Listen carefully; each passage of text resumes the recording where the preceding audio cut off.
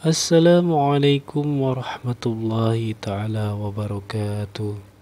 Sahabat muslim yang dirahmati Allah subhanahu wa ta'ala, semoga kita selalu senantiasa dalam lindungannya. Amin ya rabbal alamin.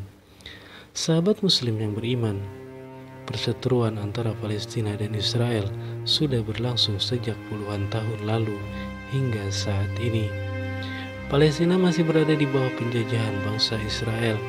Pertanyaannya, apa yang terjadi jika Palestina merdeka?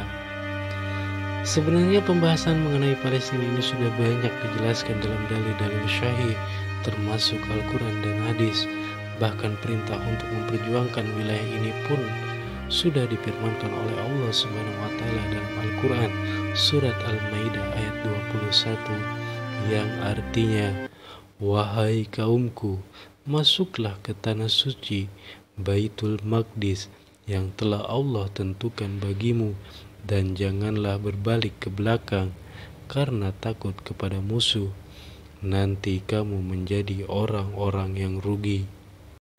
Bicara soal kemerdekaan Palestina, banyak yang menganggap jika Palestina menang melawan Zionis, maka bumi ini akan kiamat. Benarkah demikian?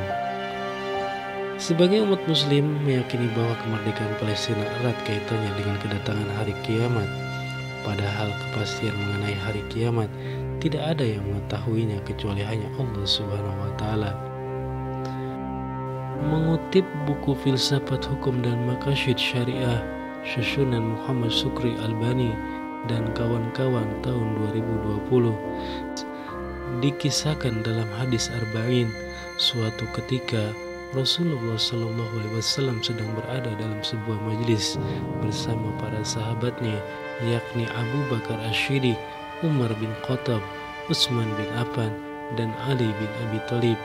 Saat mereka sedang berkumpul, tiba-tiba datang seorang lelaki memakai baju serba putih, perawakannya tinggi, dan wajahnya sangat cerah dan nyaman. Raut mukanya tidak menunjukkan bekas perjalanan atau syafar sama sekali.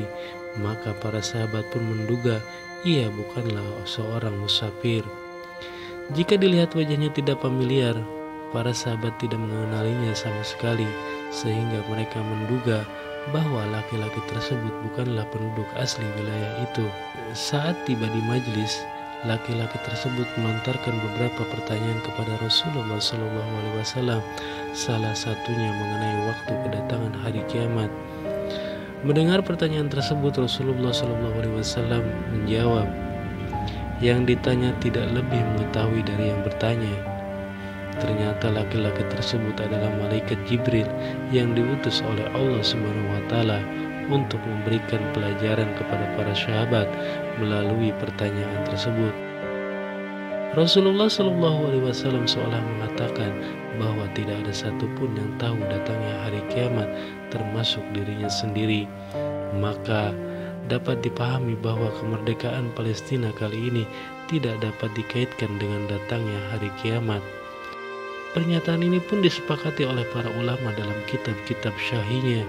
Meskipun Rasulullah SAW pernah mengatakan bahwa salah satu dari 6 tanda datangnya hari kiamat adalah pembebasan Baitul Maqdis, namun pernyataan ini belum bisa dipastikan ketepatan waktunya, sebab dulu Palestina pun pernah berkali-kali dijajah dan dibebaskan oleh para sahabat dan panglima Islam.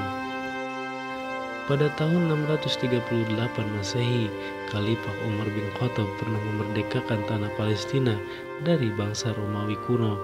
Kemudian pada tahun 1187 Masehi, Salahuddin Al-Ayyubi pernah membebaskan Baitul Maqdis dari tangan tentara Kristen.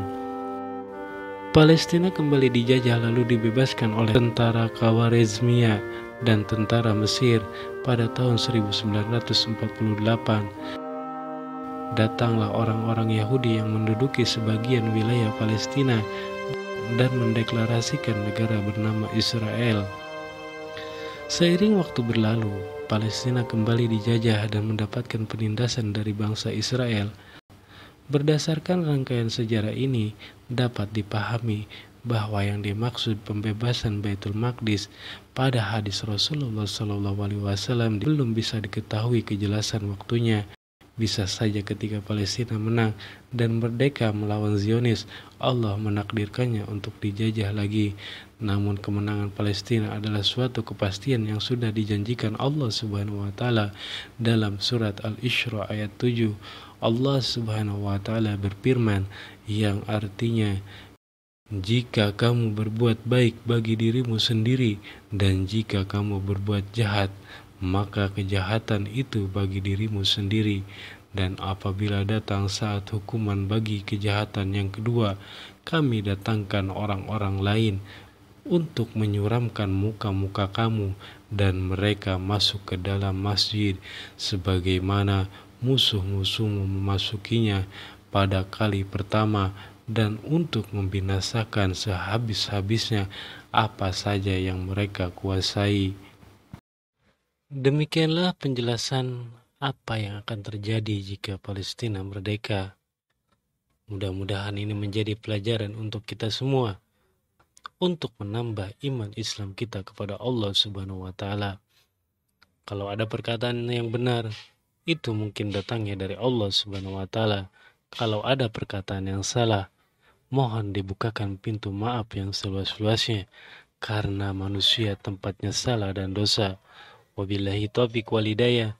Wassalamualaikum warahmatullahi taala wabarakatuh.